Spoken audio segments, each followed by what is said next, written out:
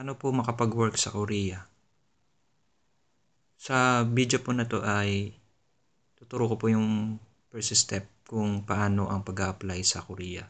Siyempre bago po kayo makapag-apply kailangan malaman muna natin yung mga qualification ng Korea. So ito po yung mga qualification ng Korea sa pagkuha ng exam. So dapat ay 18 hanggang 39 years old lang po sa pag-take ng exam. Dapat walang criminal record. Dapat makakakuha po kayo ng NBI clearance valid for abroad. Wala po kayong record na na-deport po kayo sa Korea. Hindi po kayo nakaban sa South Korea. At kung nakumpleto nyo po lahat ng requirements na hinihingi ng Pilipinas at ng South Korea. So pagka qualified po kayo doon ay ang susunod po nyong gagawin ay kailangan po ninyong makapag-submit ng inyong registration or profile sa POEA. So punta lang po sa website ng poea.gov.ph tapos click nyo lang po yung e-registration. So tapos yung register here.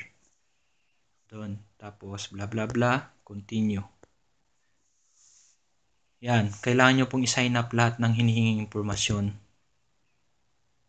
Dito po gagawa po kayo ng sarili nyong username, password. So tandaan nyo lang po yung username nyo at saka password. Kailangan nyo pong makapag-sign up nito dahil pagka nagkaroon po ng online survey ay kailangan meron kayong e-registration para makapag-register kayo sa online survey.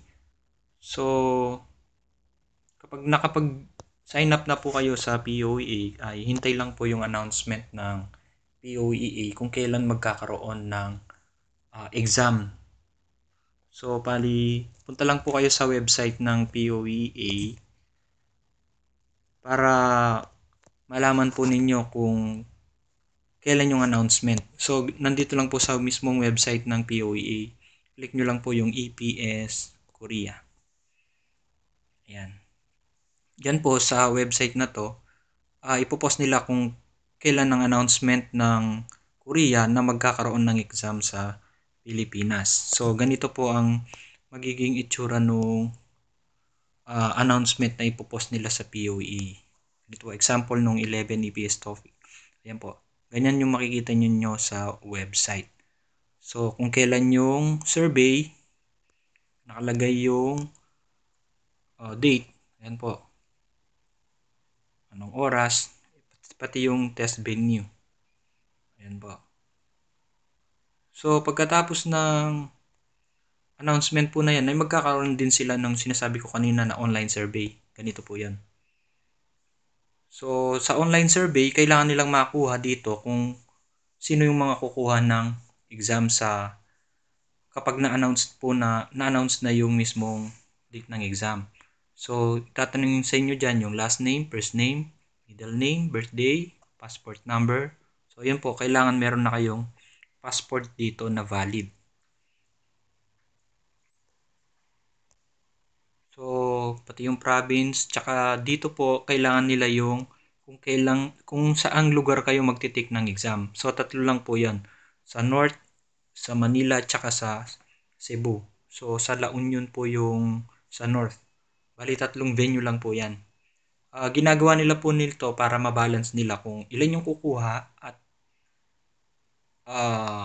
kung gaano karami yung kukuha ng exam para ma-balance po nila. So pagkatapos po nun na nakapag-online survey na kayo ay hintayin nyo lang kung kailan yung mismong registration.